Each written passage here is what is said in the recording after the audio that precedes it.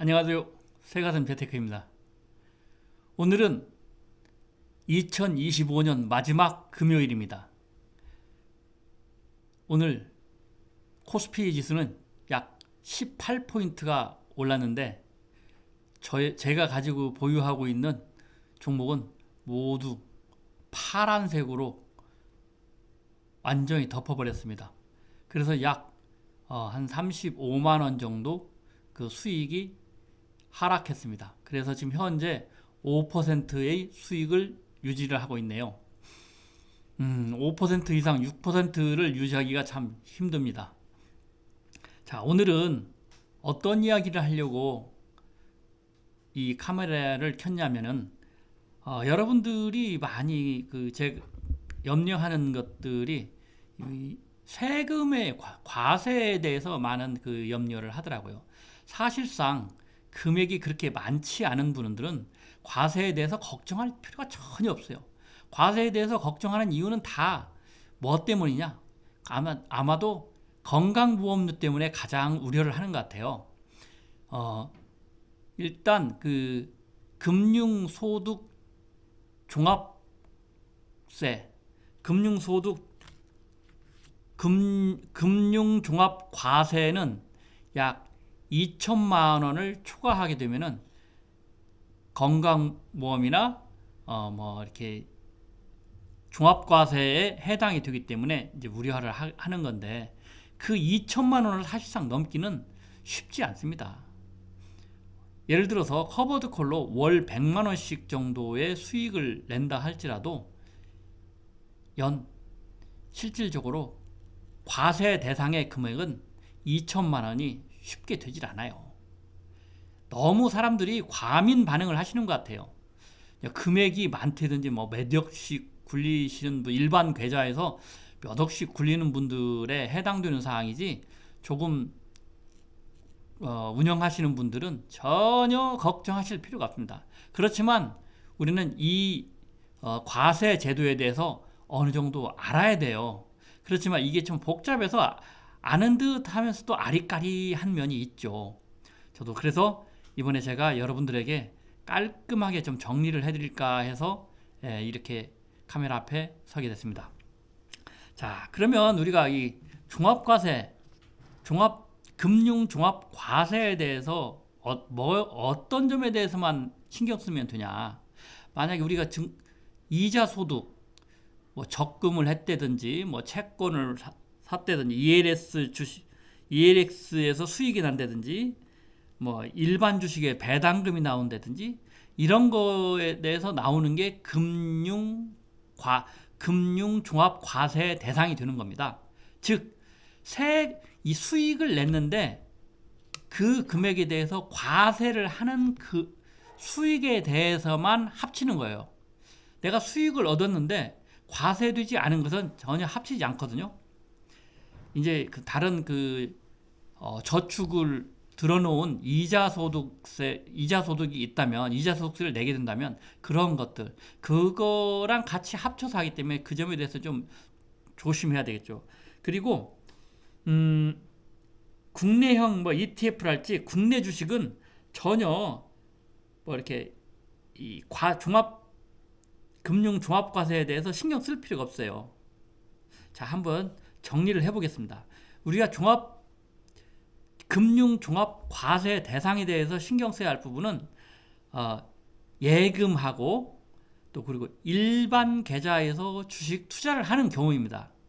자, 예금은 다 잘 아시니까 그건 이제 제외하고, 일반 계좌에서 주식을 투자를 할 경우에 거기에서 영향을 받는 것들이 과세 대상이거든요. 그런데 거기에서도 좀 몇 가지가 좀 특이한 것들이 있어요. 우리가 알아야 할까? 간단하게 하면, 자, 국내 상장되어 있는 해외 ETF, 그러니까 미국 나스닥이랄지 미국 나스닥 커버드 콜이랄지 이런 것들이죠. 이런 것들은 분배금에 대해서 매달 주는 분배금에 대해서 15.4%를 과세를 하는데, 약간 여기 적용되는 게 따로 있어요. 그 과표라고 해가지고 내가 종목을 매입하게 되면 그 과표가 내가 막 10,000원에 샀다 할지라도 거기에 해당하는 과표 금액이 있습니다. 그 금액. 또 내 팔 때 파는 금액이 아니라 팔 때 당시의 과표 금액이 있습니다. 그거에 대한 차액. 그거에 대한 차액에 대해서 매매를 했을 경우에 이제 분배금을 받았을 경우에 제가 다시 잘못 얘기했네요. 매입할 때의 과표 금액 또 그리고 분배금을 받을 때의 과표 금액 그 두 개를 합쳐서 차액을 내서 거기에서 나는 그 차액과 분배금 받는 것 중에서 적은 금액에 대해서 15.4%를 떼거든요. 요거 좀 어렵죠. 하여튼 분배금에 대해서 15.4%를 뗀다. 그런데 내가 이 분배금을 받을 때 손해를 보고 있어. 현재 내가 산 가격보다도 지금 현재 떨어져 있는 상태야. 그러면 분배금을 받더라도 그 금액에 대해서는 과세가 되지 않아요. 이 점이 좀 특이하죠. 그렇다고 여러분들이 그러니까 내가 매입한 종목이 과하게 마이너스가 되지 않는다면은 세금을 안 낼 수 있는 그런 기회가 되는 거죠. 그리고 이 국내 상장 해외 ETF 같은 경우는 매매해서 얻는 이익 그 금액에서도 15%의 15.4%에 대해 과세를 하게 돼 있어요. 그러니까 분배금이나 어떻든 이 국내 상장 해외 ETF는 무조건 수익이 나면은 과세를 한다는 거예요. 매매 차익에서 얻은 거라도. 그 다음에 그러면 국내 주식으로 만들어진 주식형 ETF 요것들은 그러니까 국내에서 만들어진 것은 일반 주식도 마찬가지고 매매해서 나오는 그런 차익에서 얻는 이익은 전혀 과세하지 않아요. 그런데 이제 분배금이나 배당금, 배당받는 거 있죠? 그런 거에 대해서는 과세해요. 근데 이제 분배금에 대해서는 이제 커버드콜 같은 거 ETF는 국내 상장 해외 ETF 커버드콜처럼 똑같은 방식으로 15.4%를 뗍니다. 이거 아시겠죠? 이렇게 이제 ETF는 그렇게 분배금에 대해서 떼고 일반 주식은 국내에서 일반 주식 같은 건 매매 차익에 대해서 과세 안 한다 그랬잖아요. 국내 것은. 그 대신 배당금에 대해서는 15.4%를 과세합니다. 이것은 뭐 이렇게 평가액 이렇게 과표 이런 게 없이 실제 그 당시에 배당금을 받을 때의 가격으로 받은 그 배당금에 대해서 무조건 배당금에 대해서는 15.4% 과세를 하게 돼 있어요. 조금 낮게 팔았다 해서 손해 봤다고 해서 이렇게 깎아주고 그런 건 없습니다.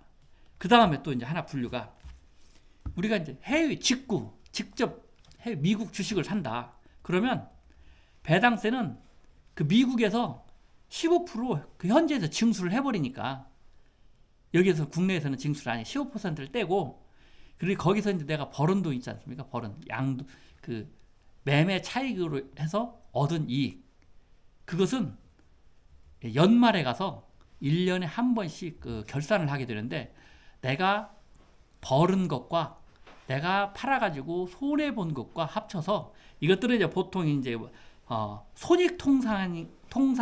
손익통산이라고 이렇게 말을 합니다. 합쳐서 계산한다는 거.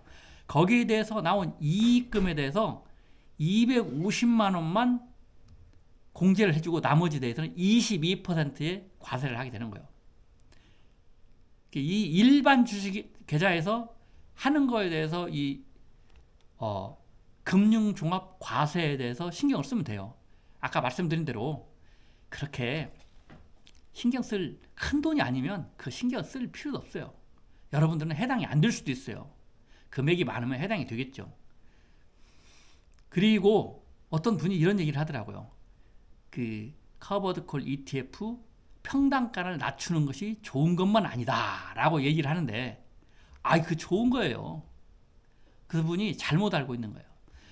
평단가를 낮추면 내가 평단가를 낮춤으로써 내가 분배금을 받을 때 그 과표로 인해서 증가한 분이 많으면 세금을 내게 되겠죠. 그렇지만 그 과표에 해당되는 분배금은 나중에 그 과표가 그만큼 인상이 되기 때문에 두 번 중복해서 계속해서 매월 그 과정을 거치는 게 아니라 그 비록 겉으로 볼 때는 내가 지금 현재 거래하고 있는 것보다도 매입가가 낮을지라도 한번 세금을 내면은 그 금액이 가산이 돼서 과표가 증가를 해서 그 해당이 안 돼서 그 분배금에 대해서 세금을 안 낼 수도 있어요.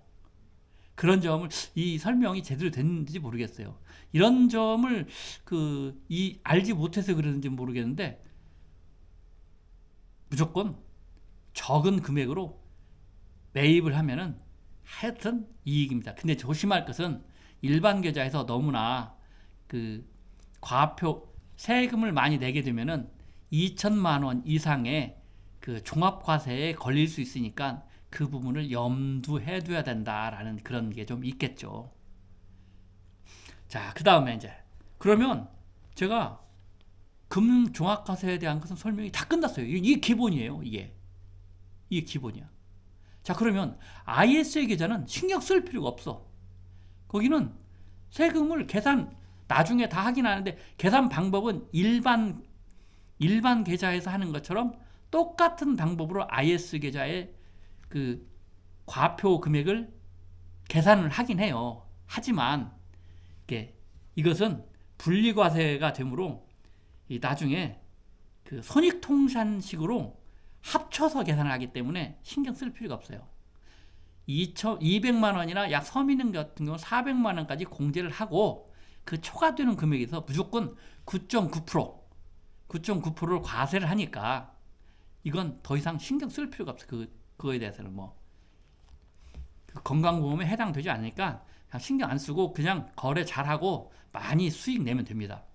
IRP도 마찬가지입니다. IRP는 이 거래할 때 1년마다 1년이 지났다 해서 이거 세금을 다시 계산하고 하는 게 아니에요. 이건 내가 인출할 때, 그러니까 퇴직연금을 받을 때 그때 3.3%에서 약 그 나이별로 5.5%까지 그 과세를 하게 돼 있어요. 그 받는 금액에 대해서. 이건 이익이 아니라 내가 꺼내 쓰는 돈에 대해서 그렇게 받게 되는 거죠. 나이가 많이 들어서 탈수록 세금은 적게 내게 되겠죠. 그것 또한 그것만이 그 좋은 방법은 사실은 아니에요. 여러분들 너무 이 세금에 대해서 걱정하시지 마세요. 그냥 이익 많이 내시면 됩니다. 2천만 원 한도가 넘어가면은 이게 이제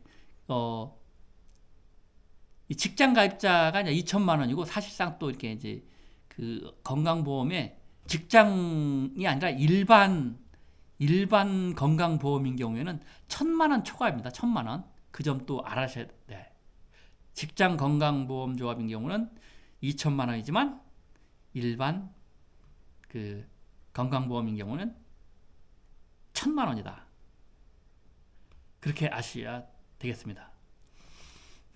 어떻게 이제 설명이 그러니까 일반 계좌에 대해서만 계산을 하면 돼요. 일반 계좌에 대해서 어떻게 돌아가는가 그것만 아시면 됩니다. 자, 여러분들 어떻게 설명이 쉽게 여러분들 머리 쏙쏙 들어가게 설명이 됐는지 모르겠어요. 어쨌든 간에 평단가는 낮추면 낮출수록 좋은 거다. 그리고 그다지 큰 금액을 거래하지 않는 이상 그렇게 이 세금에 대해서 그다지 신경 쓸 필요가 없다. 2천만 원 넘어갈 정도 되면은 운영하는 자금이 일반 계좌에서 꽤 많이 되는 분들이에요. 그런 분들은 꼭 공부를 하셔야 되겠죠. 자, 여러분들 구독과 좋아요 눌러주시고 댓글도 달아주시면 감사하겠습니다. 자, 여러분들 성투하시고 화이팅 하세요. 화이팅입니다.